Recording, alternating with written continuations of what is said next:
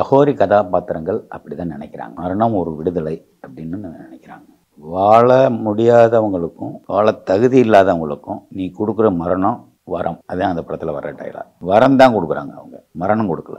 நீ மரணம் கொடுக்குற, அது வரம் அவங்களுக்கு. ஒரு வைராகியமா எடுத்த ஒரு சீன் இது. இப்படிதான் இருக்கும், இது எவ்வளவு பார்க்க உன்னால நீ இப்படிதான் பாக்குற தேட்டர்ல பாரு, நான் இப்படிதான் எடுப்பேன். அது எவ்வளவு வைராகியமா எடுத்த சீன் அது. கிளைமேக்ஸ் இல்லை, அதுக்கு அந்த பொண்ணை தான் பாராட்டணும். இல்ல யோசிக்க தான் முடியும். நம்ம அதை பண்ணணும். இல்லை, கண்ணில் அந்த லென்ஸ் வேற வச்சிருப்பாங்க, கண்ணு தெரியாது, சுத்தமாவே தெரியாது. அது அந்த குகைக்குள்ள இருந்து அப்படியே வரணும், தவந்து வரணும்.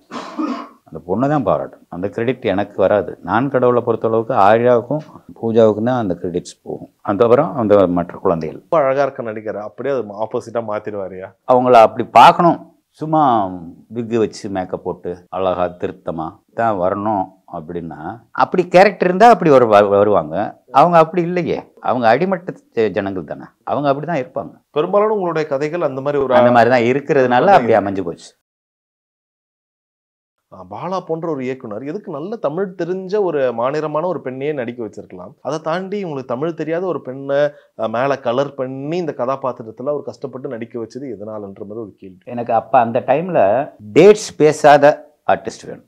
இவ்வளவு நாள் இந்த மாசத்துல எத்தனாம் தேதியிலேருந்து இத்தனாம் தேதி வரைக்கும், அப்புறம் அதுலேருந்து அடுத்த மாசத்துல எத்தனாம் தேதியிலேருந்து எத்தனாம் தேதி வரைக்கும், அது ஒத்து வராது இந்த கேரக்டர் பண்றது. இந்த கேரக்டர் உள்ள வந்துட்டாக்க வெளியே போனாங்கன்னு வச்சுக்கோங்க. வெளியே போய் வேற படம் போய் ஒரு டூயட்டு நம்ம பாடிட்டு வந்தாங்கன்னா திரும்பவும் நான் அவங்கள என்னோட ஃபார்முக்கு கொண்டு வர்றதுக்கு டைம் எடுக்கும். அதுக்காக பல்காக வேணும் எனக்கு. அது வேதியேட்ட கிடைச்சதுனால. பரதேசியில் அதர்வா வந்து அந்த பொண்ணு ஒய்ஃப் அந்த பொண்ணு லவர் வந்து குழந்தையோட வந்த உடனே அவளை மேலேருந்து பார்த்துட்டு இந்த பாறையிலேருந்து குதிச்சு ஜம்ப் பண்ணி வந்து விழுவான். இத்தனைக்கும் ஒரு காலில் அவனை நரம்பு கட் பண்ணி விட்டுருப்பாங்க.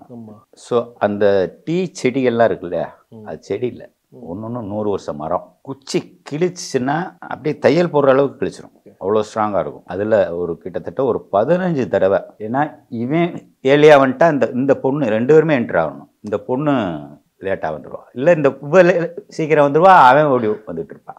அதில் கை குழந்தை ஒன்று, அது திடீர்னு அது மக்கர் பண்ண ஆரம்பிச்சிடும். இவ்வளோவையும் சேர்த்து அது எடுத்தது அது ஒன்று தான். அதாவது வலிகளோட ஃபிசிக்கல் பெயினோட அதிகமாக எடுத்தது. கஷ்டப்படுத்துறேன்னு நினைக்க மாட்டேன்.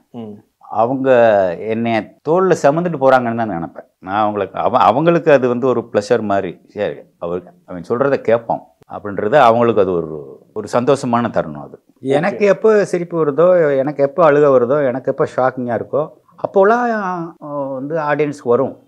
ஏன்னா நானும் ஒரு ஆடியன்ஸ் தானே.